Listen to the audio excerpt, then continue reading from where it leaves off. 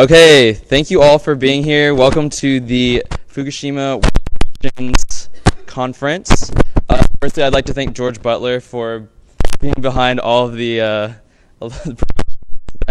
and without him, I don't really think anybody would be here right now. So thank y'all for coming. And so we're gonna start with our first speaker. By the way, I'm Nick Verdon, president of Young Americans for Liberty at the University of Texas at Austin. And so I'd like to introduce our first speaker, Dr. Day Kline. He is the Associate Vice Chancellor for Research at the Energy Institute for the University of Texas at Austin. And Dr. Kline, if you'd like to come up to the stage, we'd love to have you up here, sir. Well, thank you. It's a pleasure to be here and talk about nuclear energy and talk a little bit about Fukushima. I just returned from Fukushima Daiichi. I was there on March 10th. And so it was a very historic event on the third anniversary of the March 11th accident. What I'd like to do today is go through with a few slides, give you basic nuclear one-on-one, talk about how a nuclear plant works, what some of the issues are, and then we'll go through and answer questions, which is always the fun part of any program. So if you look at a nuclear fission process and how nuclear works, is you essentially find your friendly atom of uranium, and in this case it's uranium-235. When it absorbs a neutron, it splits into two fission fragments, and then you also have extra neutrons left over. These other neutrons then go off and cause other reactions, and so that's called the self-sustaining chain reaction. And so you control that by having a neutron absorber that goes into the reaction rate, so it will basically control, much like your car accelerator will control the reaction rate. One of the reasons that nuclear power exists is its energy efficiency. If you look at a nuclear pellet that's typically about a half an inch long, half an inch in diameter, this element has the energy equivalent of a ton of coal. So when you look at the amount of volume of material that you have to move and you look at how things operate, that is a very efficient way of generating electricity. So it is very compact, very efficient. And if you have a 1,000 megawatt coal-fired plant, you typically need a unit train a day, which means you need 100-ton cars of fuel every day. So you can see how efficient nuclear energy is. And it's because you're dealing with the nucleus as opposed to the electron cloud when you do things. If you look at how a nuclear plant works, you take these pellets, you put them in a long fuel rod, and so typically these fuel rods are about 12 feet in length, and this material on the fuel rod is called zirconium, and I'll talk more about that a little bit later. It's very important that you understand that zirconium. That element will have a little bit issue later. So you take all of these fuel rods and you make them into a fuel bundle. So during the fissioning process, that fuel pellet gets hot. The fuel rod gets hot, water flows by the fuel rod, and it gets hot. So all a nuclear plant does is makes hot water. Turns out it makes a lot of hot water. So let me show you two different kinds of reactors that we have. We have a pressurized water reactor, and we have a boiling water reactor. And so I'll talk first about the pressurized water reactor. In a pressurized water reactor, you have three closed loops. You'll have the first closed loop that goes by the reactor vessel, and in this loop it stays liquid at all times. And so the water that goes by that fuel rod that gets hot stays in that closed loop. You'll have a second closed loop where water will change to steam. That steam then goes through a turbine, and a turbine is much like a pinwheel. When air hits the pinwheel, it rotates. When this hot steam hits the turbine, it rotates and will let the turbine drive a generator to make electricity. That also is a closed loop. So that's your second loop. Then your third loop, you will have a cooling tower or a cooling lake that will condense that steam back into a liquid and it's recycled again. Pressurized water reactor, the reactor vessel is in a big contained area, typically about 4 feet thick of concrete, and then the steam generators are in there as well. So all of this is in a very robust contained building. So next we'll look at the boiling water reactor. And in the boiling water reactor, in that case, the vessel is taller, and you will actually turn the liquid into steam at the top of the vessel. You'll have what's called steam dryers, steam separators, that will then shoot that, quote, dry steam into the turbine, So the rest of the plant is the same. You'll have a turbine, you'll have the generator, you'll have a condenser. But in this case, the closed loop around the boiling water reactor has the liquid changing to the steam in that same vessel. Now, it turns out that this is a reactor type that existed at Fukushima Daiichi. Both are safe. Both pressurized water reactors and boiling water reactors are equally safe. So one is not more safe than the other. They're just different. I used to say it was like whether you would drive a Ford or a Chevrolet, but because of price increases in building nuclear plants, it's more like a Mercedes or a BMW. So the price has gone up. Next slide. So the reason that nuclear power plants are built are usually for a variety of reasons. One is electricity diversity, that you don't want all of your eggs in one basket. You don't want to have all your electricity from a single source, whether it's natural gas, coal, nuclear, hydro. We really need to look at renewables, wind and solar, but generally when you look at nuclear, it is for base load. It's for the amount of electricity that you need 24 hours a day, 7 days a week. So that's base load electricity, as opposed to a lot of the renewables that are intermittent, and we need both. The other is nuclear sustainable, the fact that there's a lot of uranium available. In the unlikely event that we were to run out of uranium, you can build what's called a breeder reactor, and you can make your own fuel as it is making electricity. So breeder reactors would extend the lifetime of the nuclear industry if we ever ran out of uranium, but it's not likely that we will because there's a lot of uranium in the world. The other reason is simply economic considerations, that in general, nuclear energy is very economic. It depends on where you're located. Right now in the United States, if you were to build a new plant, you would not build a nuclear plant because of economics. We have a lot of low-cost natural gas in the United States, so it is not competitive in the U.S. Other countries, it is competitive. And for example, if you look at what Japan is paying for natural gas, they're paying $15 to $18 a thousand cubic feet. Nuclear is very economically competitive. I also serve as an advisor to the United Arab Emirates. They have a lot of oil and gas, but they are building nuclear for diversity and for economic reasons. They can generate electricity cheaper with nuclear long term and sell their oil and gas to others. So economic considerations are certainly viable. The other is electricity demand. As the world rises up in economic prosperity, you have to have electricity. For example, if you look in India, for example, 65% of the people in India do not have electricity. If India is going to come out of poverty, they're going to have more electricity. And so electricity demand is going up in that country. It's going up in the United States. It's going up in other countries. And so as the demand for electricity increases, you have to look at how is the best way to get that and how do I do my energy mix so that all of my eggs are not in one basket. If you look around the world, there are currently about 433 nuclear reactors operating. The United States has the most. We currently actually have now about 100 plants running because 4 plants are shutting down, some for safety reasons, some for economic reasons. Next, in terms of the number, are France. France gets about 80% of their electricity from nuclear energy. And this is with the pressurized water technology. And so they get a lot of their electricity percentage from nuclear. Japan has 48 reactors that are could be potentially operable, but they need to go through their process now of determining when they start those up. Current plan, what the regulator in Japan is saying, that they think that probably late this summer, late fall, they will start 2 units on the west coast of Japan. And then you can see the list. Russia has a lot of reactors. Korea has a lot of reactors. When you look at the next area on where are reactors being built, you'll notice the big bar at the top, China. China is still starting a 1,000 megawatt coal-fired plant every week, but they're also building a lot of nuclear plants, again, for diversity. So as China builds up their economy, they need a lot of electricity, and nuclear right now is a big part of that energy plan. Russia has 10.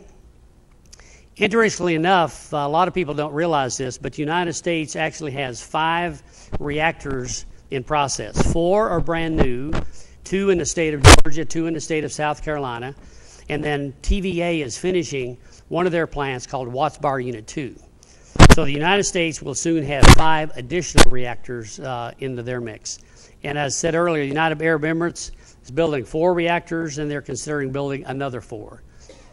So if we then look at nuclear safety, I think that's something that's a concern for everyone. Certainly, my professional life has been devoted to nuclear safety. I teach at the University of Texas at Austin, but I've done a lot of work on nuclear safety, including being chairman of the Nuclear Regulatory Commission in terms of looking at how do you protect people and the environment. Nuclear safety is number one. So typically, nuclear safety is different than other kinds of industries. One is a defense in depth where you'll have multiple backup systems. So if something fails, you'll have another component that will kick in. And then if it fails, you'll have another one kick in. Much like in the automobile industry, you design your car not expecting an accident, but if you do, you have things like seat belts, safety glass, and things of that nature. In the nuclear industry, they go one step further and they design an accident they don't expect to have happen, but they have a design basis accident that if this accident happens, then that radiation will be contained and the energy will be contained. And so that's why you'll have this big containment structure around the reactor so that if you have a complete depressurization, it will contain the radioactive materials. If you look at Chernobyl, it did not have a containment, so that reactor was unique in terms of the Western world. No one has had a Chernobyl-type reactor except the former Soviet Union. So in the nuclear business, you have defense in depth, and you will invent an accident and make sure you can contain the radiation. You will also have a beyond design basis accident, and that is in fact what happened at Fukushima, and we'll talk a little bit about that later.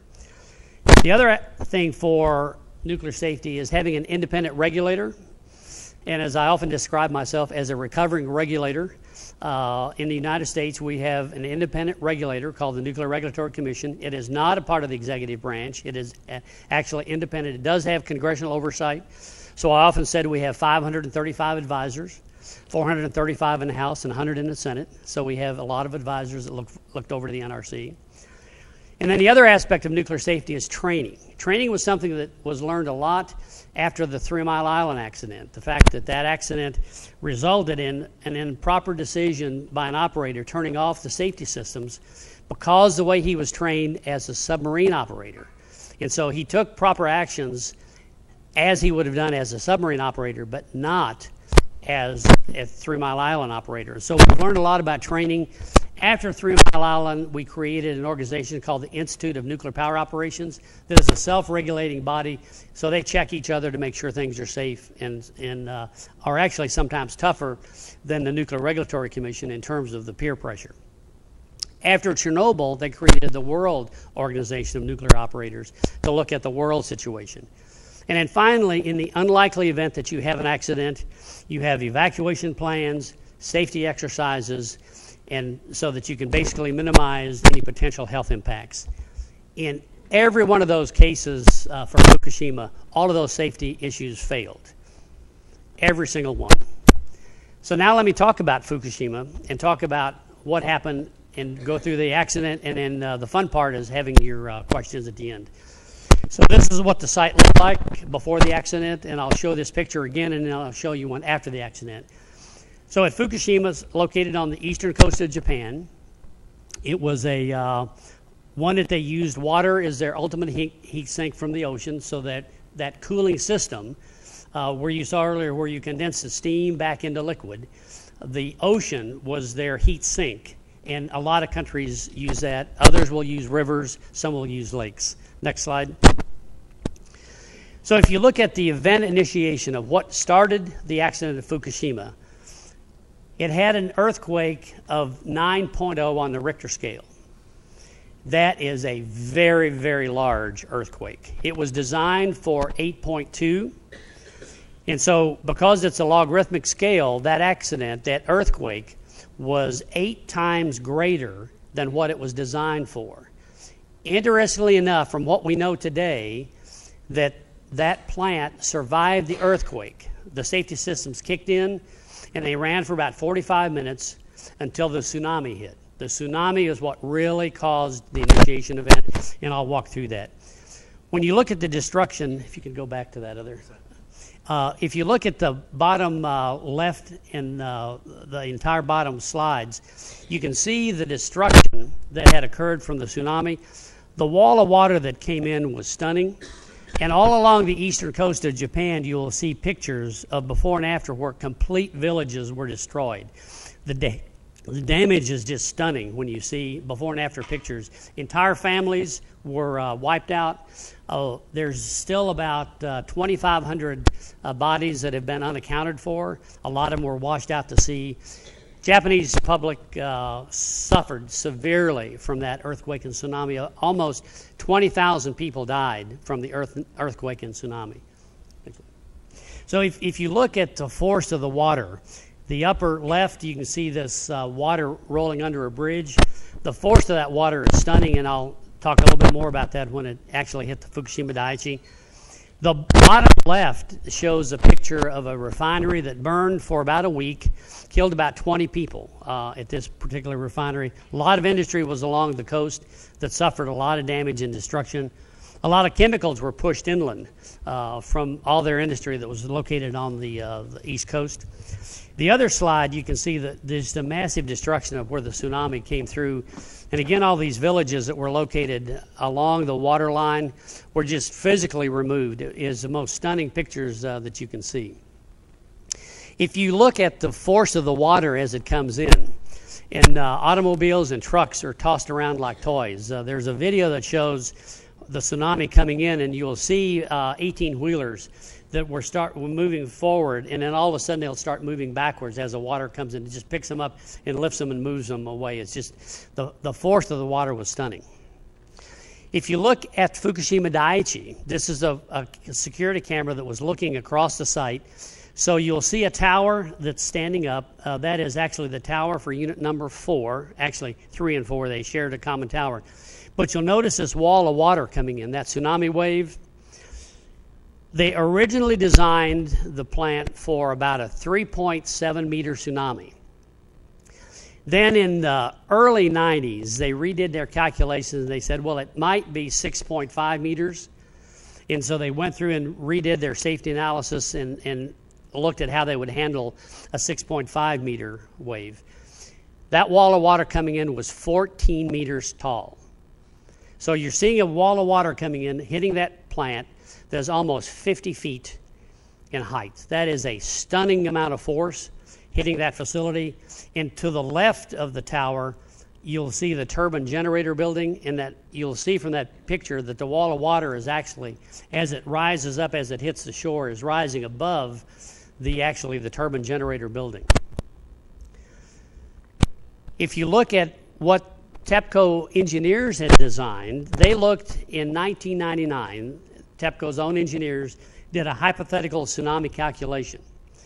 And they said, we believe that it is theoretically possible to have a 16-meter tsunami wave coming in. Upper management of TEPCO said not credible. The entire Civil Engineering Society of Japan said it was not credible. The regulator said it was not credible, and the government said it was not credible. It turns out they were close. So they had predicted a maximum of 16. They had a 14. And what happened on this one, it was unique, is 2 waves came together that created the big one. And that is very, very rare, but it is possible. This happens to be a picture at Fukushima Daini. There are 2 different sites in the Fukushima Prefectorate. Fukushima Daiichi, that had the 6 sites. At Fukushima Daini, they had 4 reactors. This is the Daini site. And at this site, all 4 reactors were running at full power when the tsunami hit. I've actually walked where you can see those light poles. Obviously, I didn't walk there when it was full of water. But basically, that particular area at the time was about 10 to 12 feet of water, so I would have been totally covered. And what happened in this case is that below the water line were the intakes for the turbine generator diesels. So all the air intake was where the air came in to cool those. The diesels were in the basement, like they are in a lot of buildings, hospitals included. And so when that water rushed in, it flooded the diesels, and so most, but not all, the diesels at Daini shut down. They maintained 1 off-site power. You can see a little bit of the smoke in the far right of those buildings, and that is from the diesels that were running until that wall of water came in. It turns out that they were able to bring these 4 reactors to safe cold shutdown, and so none of the fuel melted, and basically the public in this area was well protected. That's about 10 kilometers away from Fukushima Daiichi. At Fukushima Daiichi, they lost everything, and I'll walk through that sequence. But at this plant, it's amazing. So what happened with the Fukushima Daiichi event, you came in with this tsunami that was about 14 meters in height. As that water came in, it actually rolled over the top of the turbine buildings. So in general, your defense in depth, if you lose your on-site power, you have off-site power, and typically more than one line. In the case of Japan, Japan's off-site power is very robust because they're used to a lot of earthquakes and they have a lot of good designs for their transmission systems. Unfortunately, at this particular site, they had a landslide that wiped out their off-site power. They didn't expect that to happen, so they lost their on-site power when the tsunami hit. They lost their off-site power from the landslide. But in general, that's not a problem. You have your diesel generators. So the diesel generators, again, had started up, ran about 45 minutes when the tsunami hit. They all got flooded. Again, in general, that's not that much of a problem because you have backup batteries that will last for 8 hours. Their battery compartments were not watertight, so their batteries flooded. So they lost on-site, they lost off-site, they lost their diesel generators, and they lost their batteries. If you're running at full power and you lose all of those sources, you're going to melt fuel. It is just the physics are there. And so they melted fuel in 3 of those reactors. They had 6 reactors, only 3 were running. 2 were shut down for refueling, 1 was shut down for maintenance. So let me just walk quickly through the accident progression. What happens is the water level dropped in that reactor vessel. And so the way I describe that fuel rod is think of an electric stove. If you have an electric stove that's running at full power and you turn the switch off and you put your hand on top of that burner, you're probably not going to be a happy camper. So you have to remove decay heat. And so that decay heat from your electric stove is that hot glowing surface, and so natural convection will remove that heat. In the case of a nuclear fuel rod, there is heat. That rod is still hot and it's still generating heat, and so you remove that heat by circulating water. Well, they lost all of their circulation capabilities. So as the water boiled off, the water level dropped and those rods became uncovered. And so then it will start to melt. And then in addition, when that steam hits the zircaloid, the zirconium, there's a reaction where you'll make zirconium oxide.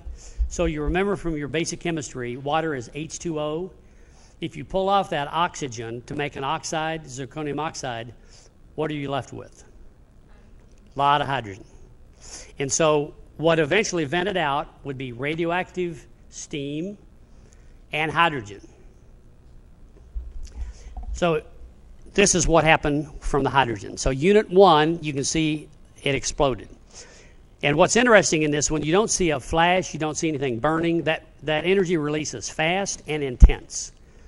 And so when unit 1, the hydrogen exploded, it blew the panels off of unit 2 to the right.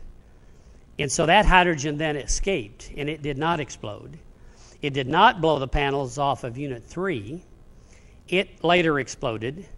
And interestingly enough, there was also an explosion from unit 4, but unit 4 was down for a huge maintenance overhaul. So the question was initially, what caused unit 4 to explode? And I'll show you just in a minute on why that occurred. So if you look, basically, this is the picture before the accident. And one of the things I want you to notice is some of the tanks between the water and the turbine generator buildings. And then I'll show you a picture of what happened after the water hit. So you'll notice a lot of those tanks that are there, you'll see 4 tanks. There were a whole bunch of tanks to the right of that are completely gone. When that 50-foot wall of water came in, it basically just swept those tanks away. And it was just the force of the truck. You'll see I-beams that are like 10 inches in width. that were just buckled from the force of that water. So Unit 1 exploded first. Unit 2 did not explode because the panels were off and hydrogen escaped. Unit 3 exploded. And Unit 4 was interesting because it was shut down, but it also had an explosion. And initially, the thought was that the spent fuel pool water had decreased and had generated hydrogen and had exploded. That was not the case. What happened was, you'll notice the tower between Units 3 and 4, they share a common tower. And so what should have happened, that hydrogen should have gone up the tower, but because of the valves were closed, didn't let the radioactive gases and hydrogen go up the tower. You'll notice that common pipe connected over to Unit 4, so hydrogen from Unit 3 came over to Unit 4 and caused an explosion. When you walk around that site, and I've been there now twice, you'll see this car that is pinned between some structure and a building, and this car was probably about 25 feet off the ground. And so these cars were just tossed around like toys, and you can see how this as when the water level dropped, this car got wedged between the building and some of the equipment. The force of that water is just absolutely stunning. You'll see huge cranes that were located on the site with all their massive weight that you've seen cranes have. This one crane was moved about 100 yards from the force of that water. Very stunning. So this is a top of spent fuel pool number 4. They had removed the part that exploded. And as I described to everyone, I'm the one that's dressed in white. And so actually I'm kind of in the middle in the white. And so I was standing on top of this building before they put the structure over it, because what they wanted to do, and they are doing, they're taking the spent fuel out of that pool that was essentially undamaged. They had some debris that went in, but the spent fuel was intact and not really damaged. So they are now removing that spent fuel. They have about 1,500 assemblies. They've removed a little over 400. Build a structure and some equipment over that. And so this was about 1.5 years ago. Next slide. I walked underneath the unit number 4 spent fuel pool because the initial claim was that it had leaked water, and it had not. So you could look under it and it stayed intact.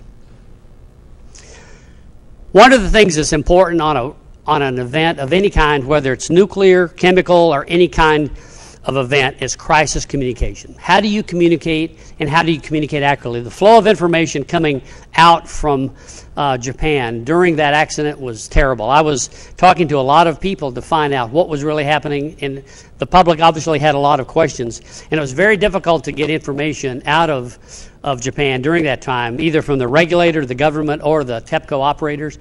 Part of the reason was they were struggling to bring the plant under control, so they didn't really want to talk to a lot of press. They were trying to do their job, so that was one issue. The other issue, being an engineer, engineers usually want to know everything before they say anything, so there's a tendency not to say anything because you don't know everything, and so there was just a lack of communication. So crisis communication is really important. I think in the United States we do a much better job, and I think Japan is trying to learn how to do that, but it's a challenge.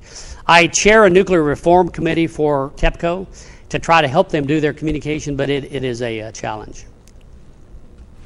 Now for the fun part. I hope that was good background, and thank you very much, and I look forward to your questions.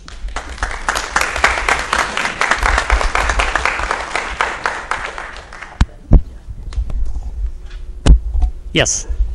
Could you inform the audience how many GE reactors that are based in the United States on that same model? The question is, how many GE reactors are in the United States based on that same model? There's probably about 6 of that design. But what's different is our approach to safety. As I indicated, as a recovering regulator, our approach to station blackout has been much different. And so one of the questions that I oftentimes ask, why do you think our approach to station blackout is different in the United States? What event happened that might have caused us to look at things in a different manner? 9/11. 3 miles. Maybe, a little bit, yes.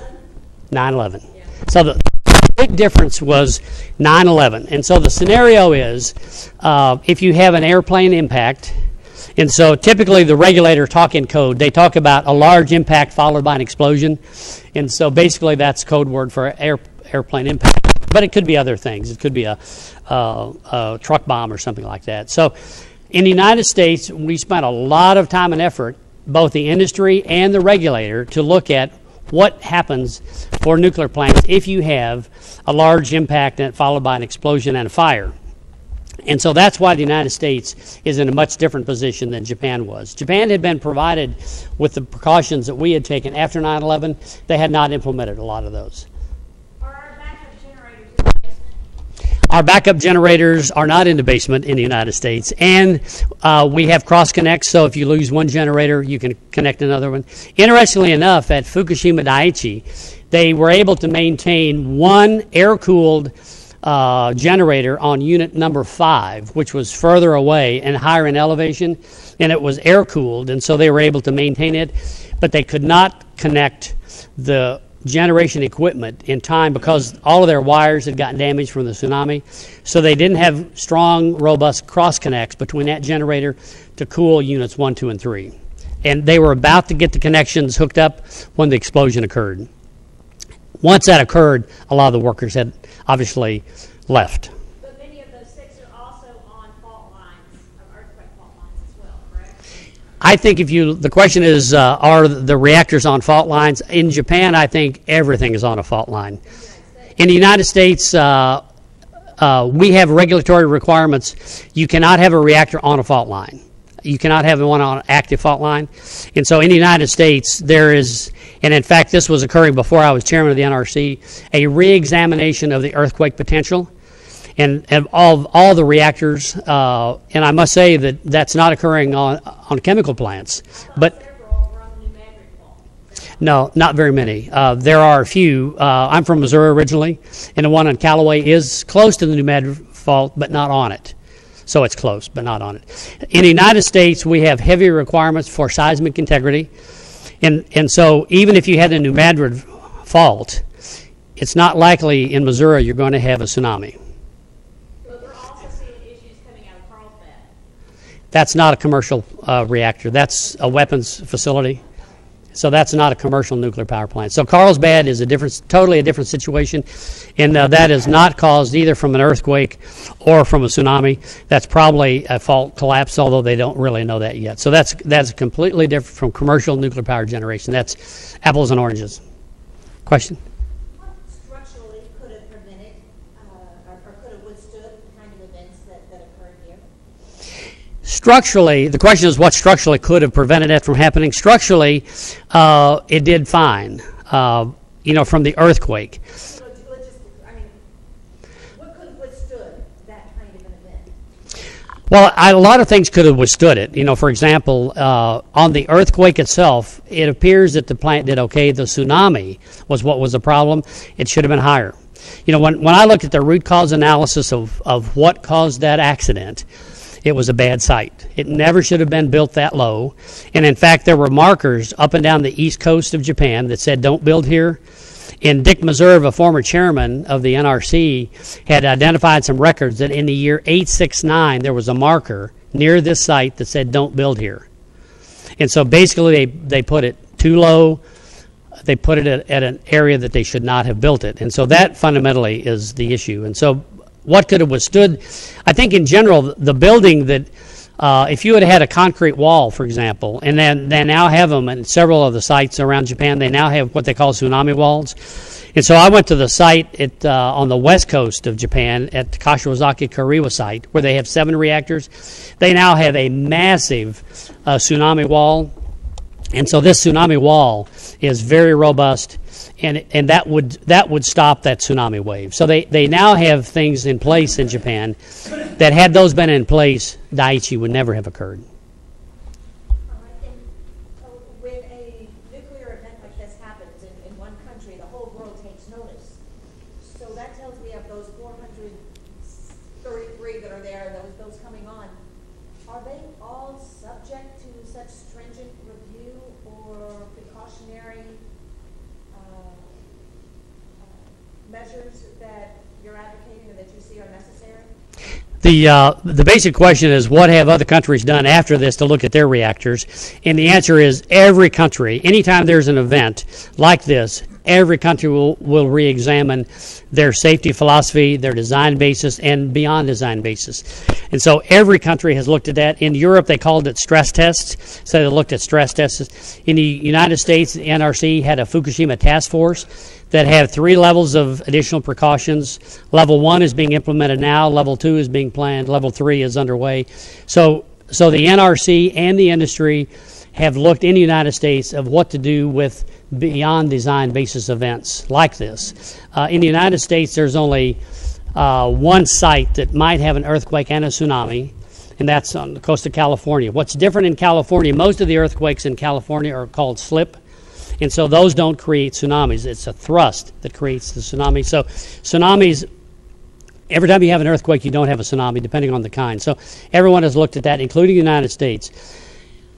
From my standpoint, I believe that the NRC and the industry in the U.S. have gone back and they've looked at additional levels of precaution, and they've done what they call a flex system. So they have now pre-positioned, and we're actually talking about it while I was chairman of the NRC, of pre-positioning key safety components that in the unlikely event that you were to lose all your diesel generators, you can airlift in another one. So now the industry in the U.S. has 2 sites that they have stored equipment, safety equipment, that in the unlikely event that a big event occurs, they can airlift in equipment. They have connections already available. In the case of Fukushima Daiichi, they were able to get in some portable generators, but they were not able to hook them up because of all the water damage. And so now people are looking at it. So every country will look at things in a different way. And I'm confident of the U.S. position because I know it the best. I don't know the depth of other countries. What about India and Korea? That an event there would also affect us. Yeah, I always had stated that a nuclear accident anywhere is an accident everywhere. People react to nuclear accidents much differently than they do any other accident. If you look, for example, how many people have died from coal mining accidents, people don't really know that unless there's a current coal mining event. But nuclear events occurred worldwide. I think let me take one more question and then. Yes, sir. I'm not sure if you have any questions from the panel. Oh, this is, okay. Should I ask that? Okay, I'll go ahead. If you recall, I was at the Pandora's Promise screening, and we had discussed a little. I tried to sell you a timeshare at my house, 100 miles from Fukushima. And after that, you had made a statement how you thought the stress from Fukushima was a much greater danger than any radiation. And you had decided not to go into the timeshare because we had discussed how the prices of everything should be like underpriced because everything's, everyone's hysteric and everything's probably, not as bad. Let me quickly answer your question. Just real quickly, you had said that you're not a finance specialist, so you wouldn't invest in that. But I was also wondering, when you said that stress was probably a more greater danger, are you a biologist or physician or psychologist? Can you speak towards that stress statement? How stress is more dangerous? If you look at what happened on the in all the IAEA studies, right, there are currently still over 270,000 people displaced from the earthquake and tsunami. There's about 90,000 that have been displaced from Fukushima Daiichi. So there's still a lot of people have been displaced from the tsunami and earthquake. I was raised on a farm in Missouri, and so I really value the land and where generations have lived.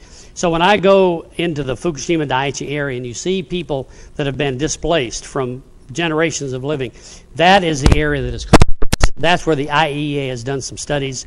And so from the studies they've done on health effects, right now there's little radiation effects from that accident that will impact the people, but it's the stress of being relocated. That's the one that's going to be a big one. So, you said that basically if you smile, radiation will impact you. Sir, we're gonna move on here, but I'm going to address some of these health issues. I'm going to be addressing some of these health issues throughout the rest of today and tomorrow anyway, so we can cover a lot of this. What I would like to ask you, though, it's always been of curiosity to me, is that normally the taxpayer subsidizes the building of these nuclear power plants, and although our energy bill is less per month when we're supplied by nuclear power, because it is very efficient once it gets up and operating, those costs to build that facility aren't built into what people think of in terms of getting that electrical bill. And also in the case of the poor Japanese, those taxpayers are going to be paying for the cleanup. How will the massive amount of cleanup that's necessary to decommission those units impact the cost efficiency to the Japanese of nuclear power? Well, there's one of the questions you brought initially, so like, do you still beat your wife question. Nuclear plants are not that subsidized. If you want to talk about subsidy, wind and solar, wind, that one hands down now. So the nuclear plants that are built are not and have not been subsidized. On the safety issue in the United States, we have a thing called Price-Anderson, that any event that you have an accident, then the companies are liable up to a certain point, and then beyond that, the government takes over, for which the utilities have been paying into an insurance fund. So in the United States, we have that kind of a coverage for the unlikely big event. Japan did not have that, and so Japan will have to decide how they're going to recover those costs. In terms of the electricity prices in Japan, all their prices have gone up, and it's mainly because of the importation of natural gas and coal and oil. So they've had to start up a lot of old, inefficient fossil plants just to maintain their electrical supply. And so they have, all their nuclear plants are shut down. So that's a high capital cost for which they're having to maintain with no revenue. So until they can restart some of their nuclear plants, it's likely that Japan will pay more for electricity because of their importation cost. The last 3 years in Japan is the first time they've had massive trade deficits. They've always had a trade surplus because of a robust manufacturing economy. And now they're having a trade deficit because of the huge importation of fossil fuels. Then I'd like to turn it over to David here for a question, too. Oh, thanks. Yeah, speak up, too. Thanks. Hi, Dr. Kline. Listen, we understand you just got back from Fukushima. I did. Can you help us understand the struggle that they're dealing with? What are the issues they're dealing with trying to clean this mess up? You know, that's a great question in terms of what are they dealing with. That is one of the most sobering sites that I've ever visited. You know, when you go from Fukushima Daini to Fukushima Daiichi, you go through an area where basically there's people have looked like a spaceship came over and just sucked all the people out. So it's empty cities. But at the plant itself, the two most important issues that they have to do is keep the molten cores cooled and the spent fuel pools cooled. So those are the big issues. It still looks like a war zone. You know, there's still debris everywhere. They have about 4,000 workers on the site.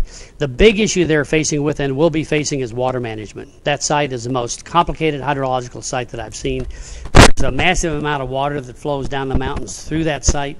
So before the accident, they were pumping 1,000 tons a day of water around that site because of the hydrology. Those pumps were failed because of the earthquake. And so now they're getting 400 tons per day of water infiltration. So the way they cool those cores, the vessels have leaked, so they have holes. So they pump water at the top. It goes through, cools, collects at the bottom, filtered, and goes back at the top. But at the same time, they come in with another 400 tons that gets mixed with that they have to store. So basically, the site is very complicated. When I was there a few weeks ago, you know, I had my face mask, the breathing, the Tyvek suit. And so when you go through a lot of the areas, you have to dress up because of the contamination that's around. Very complicated site to clean up, and it will take a long time. Does TEPCO or the Japanese government have a strategy for dealing with the waste material that's accumulated there? What are they going to do with all of that unattended waste material? Yeah, the question is the unattended waste material, and do they have a long-term plan? They have a short-term plan, but not a long-term plan. You know, for example, they're collecting a lot of the soil in black bags that basically is covered, and they're collecting that.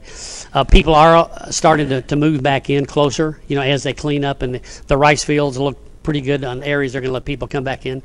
So people are moving closer, but not all the way, and nor will they for a long time. So they're collecting a lot of just contaminated soil, a lot of contaminated trees on the site. They're building a lot of tanks for the water storage, but they don't have a solution yet for a low-level waste site. You know, what do they do with that site? So they do not have a long-term plan, either for the low level, or what they'll likely do once they get the molten material out, they will that in robust steel containers, and then they will probably ship that to Ricasho, their recycling plant. But they do not have a long-term plan either for low-level waste or for the high-level waste. Well, thank you very much. Thanks, Dr. Kline.